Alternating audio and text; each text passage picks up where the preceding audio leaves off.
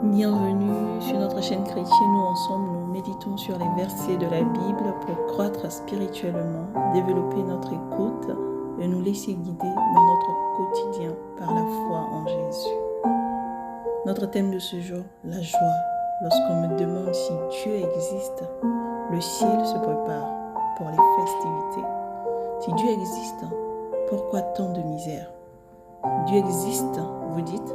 Alors pourquoi toutes ces guerres dans lesquelles des innocents perdent la vie et des familles sont brisées? Dieu est amour. Dans ce cas, d'où vient toute cette souffrance?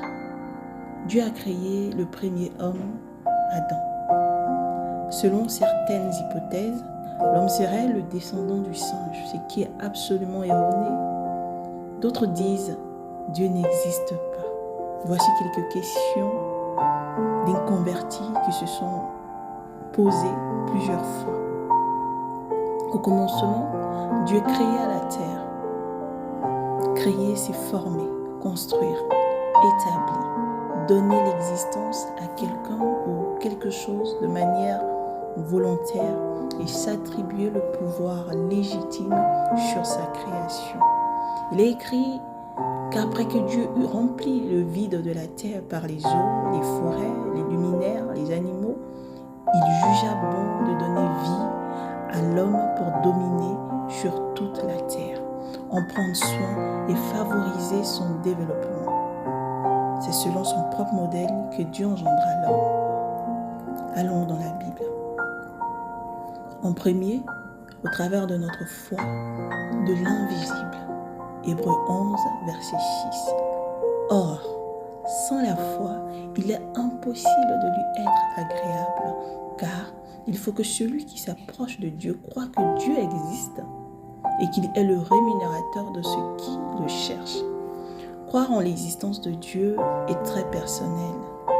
Mais nos origines, notre environnement, influence notre compréhension. L'histoire des noms attribués par l'homme à l'existence mystérieuse et toute puissante que nous appelons Dieu et l'histoire des révélations de Dieu sur lui-même constitue l'histoire par excellence.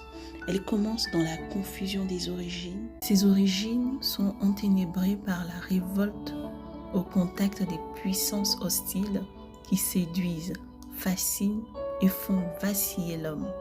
Par un long cheminement pédagogique qui englobe toute l'histoire des religions, l'homme sera mené à connaître et rencontrer Dieu.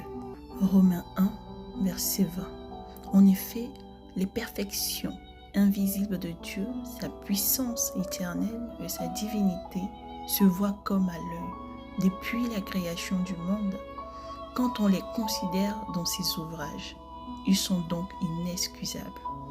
En second, c'est au travers du visible que nous constatons l'existence de Dieu. La Bible contient l'histoire de la révélation de Dieu à l'homme. C'est dire que toute la Bible parle de Yahweh, car Dieu se révèle en agissant par sa parole créatrice. Et l'homme découvre Dieu dans le mouvement même qui le projette en avant dans le cours de cette histoire. Nous attribuons au Seigneur un nom différent chaque fois qu'il agit dans notre vie. On dit que les attributs du Seigneur trouvent leur nom dans l'action qu'il pose. Comme lorsqu'il dit à Moïse, tu diras que je suis t'a envoyé. Dieu donne à l'homme de se forger par une activité toujours plus complexe et consciente, une parole capable de le nommer. Mais l'homme ne peut y arriver sans un nouveau don de Dieu, à la connaissance du nom propre de Dieu. Pour comprendre les choses sans aller trop loin, regardons autour de nous les saisons qui sont ponctuelles, l'ordre naturel des choses, l'organisation de l'univers, de la terre sont parfaites. Parce qu'il y a là-haut un esprit suprême qui coordonne et veille sur tout. À la question de savoir si Dieu existe réellement, oui, Dieu existe par son omniprésence, son omnipotence et son omniscience.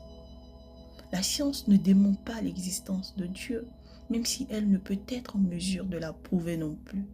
Dieu a créé lui-même la science.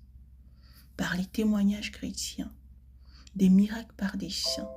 Nous pouvons prendre conscience de sa présence. Par notre délivrance personnelle, nous recevons le Saint-Esprit en nous. Luc 15, verset 7. De même, je vous le dis, il y aura plus de joie dans le ciel pour un seul pécheur qui commence une vie nouvelle que pour 99 justes qui n'en ont pas besoin.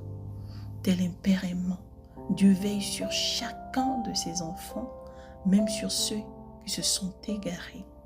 C'est pourquoi il envoie ceux qui ont cru en lui propager la bonne nouvelle, réunir ses enfants dispersés dans le monde et les ramener à la maison. Vous pourrez donner l'occasion à de la famille, des amis et collaborateurs de découvrir les écrits bibliques en prenant part à la distribution de nos vidéos.